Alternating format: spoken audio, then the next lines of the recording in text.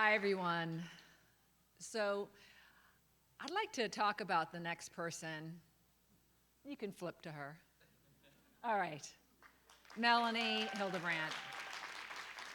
I think I've known Melanie for over a decade. She was a colleague at Sony Pictures and is a dear friend of mine. And I think you could probably figure that the world is split into two types of people. People that see problems and complain about them, and people that see problems and fix them and clean them up. So Melanie, at Sony, she sometimes got some glamorous projects, but she also sometimes got the opportunity to take on some crappy, stuff, right? That not glamorous, and she would just go, okay, it's my opportunity, and she would just take it by the neck or whatever and just fix it, right? And while she was at Sony, she was the executive sponsor of Women in Technology. And when she left Sony and went to WestRock, she established a Women in Technology organization there as well. And now she's CIO of Endeavor, and she's establishing a Women in Technology organization there. And so I've never said this to you, Melanie, but I just want to say that you really inspire me because of that, like seeing a problem and just instead of complaining about it, like a lot of people and a lot of us do, you just say, okay, the gender stuff is not growing great at this company or that company, but let's just go and fix it. So just wanted to thank you for being an inspiration to me and for all you do.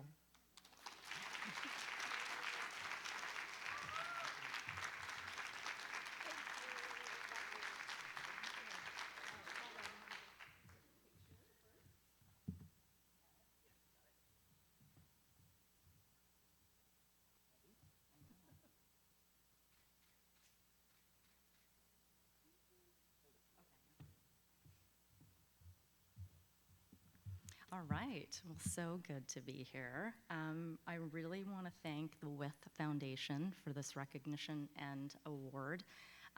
Like everyone else said, I mean, it really takes a village, and I'm just so proud to be part of this community. I also really want to thank everyone who was speaking today. I took copious amounts of notes. I have this tiny little notebook, and I was taking down so many points, and I was just very inspired.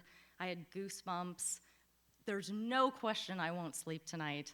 I'm going to be just reeling and reeling on all of the great things that I've learned and what you've shared, very vulnerable stories to really help others. So I'm really grateful for your time and your participation today. I also want to thank STEMadvantage.org. I've been on the board of that great organization for 5 years.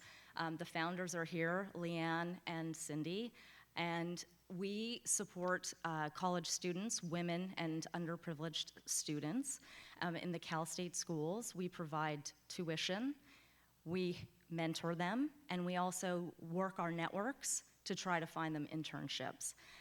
It's been an amazing opportunity, and I would love to talk to all of you about it later as well to see if you would like to participate with us, because it's just so crucial, and especially in times of uncertainty and with the economy as well, we really need to lean in. I also want to thank Nadya. Nadya is one of my very close friends. We've worked together and we've been friends for years, and it's very special that she was introducing me tonight because we've really gone through the mud together. Whether it was projects and tough situations, and also standing up the Women in Technology groups and trying to build pipeline and plant seeds, and it takes years to see all of the efforts kind of coming to fruition and seeing all of you elevated in your careers, kicking ass, and that was all we ever really wanted to do, was just help people. So I want to thank her for all of her effort and for really being a force of nature. I mean, she is literally a movement. So thank you as well. And if you didn't hear enough about why you should help other women, I have a call to action. It's really, really critical, I think, to create community. I think I have really had a lot of great experiences meeting new people having such a support network, and also I want to be that for others. So I think if we all band together, create community, support each other, it just makes such a huge difference. I think we can be ambassadors for our industry. I think, I was talking to Nina earlier, I mean, I think the education system needs a complete reboot. I think that we're not, yeah, I got some applause in the back.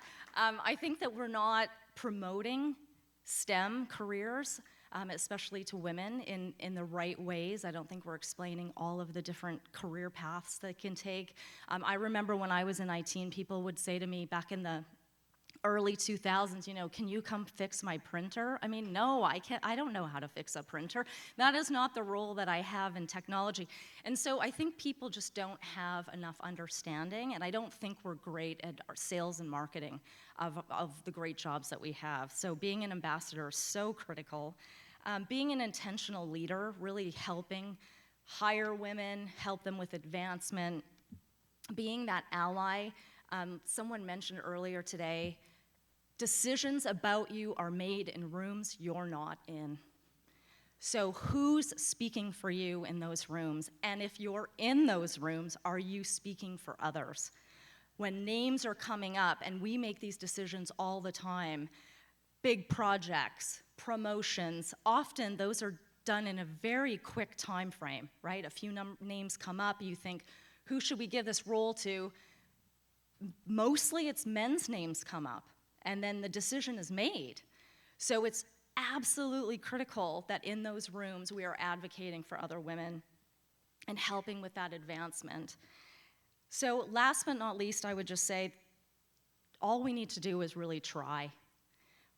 We can donate, we can volunteer, we can mentor, we can sponsor, we can offer up internships, but any little thing that you can do is just so critical, even if you think that you're boiling the ocean, right? Like Nadya said, you can break a problem down in pieces, and if we just do a little bit each day, it's just so critical, and you'll make such an impact in other women's lives. Last but not least, I'll just tell you a personal story. I was living in Atlanta for a couple of years, and I had never seen fireflies.